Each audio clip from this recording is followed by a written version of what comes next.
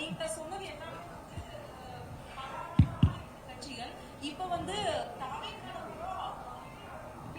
என்னன்னா இது வந்து ஜனநாயகத்துல வாக்காளர்களுடைய உரிமையை பறிக்கும்.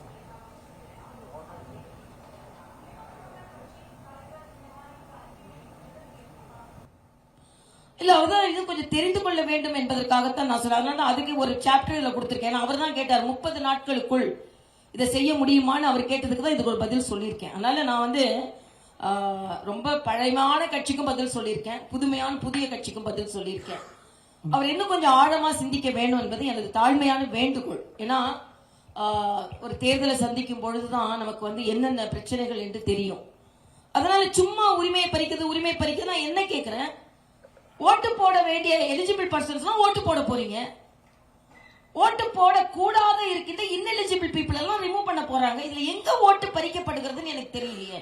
சரி, ஓட்டு பறிக்கப்படுறது ஒரு உங்க உரிமையான எலிஜிபிள் ஓட்டர்ஸ் ரிமூவ் பண்ணிட்ட திமுக சும்மா இருக்குமா? அவங்களோட BLA 2 சும்மா இருப்பாங்களா? இது ஓபன் டொமைன்ல எல்லா அரசியல் கட்சி தலைவர்களுக்கும் அவங்களுக்கான வாக்கு. என் கட்சி தொண்டர்கள்லாம் இங்க எல்லாரும் வந்தாங்க, அந்த ட்ரைனிங் போயிட்டு தான் வந்தாங்க. அங்கேயே சில பேர் எதிர்த்து சொல்லி இருக்கிறாங்க சில விஷயங்கள் எல்லாம். ஆக இவ்வளவு ட்ரைனிங் கொடுத்து இவ்வளவு பேர் லட்சக்கணக்கான வாக்கு முகவர்கள் இதில் பணிபுரிய போகிறார்கள், லட்சக்கணக்கான BLOs பணிபுரிய போகிறார்கள்.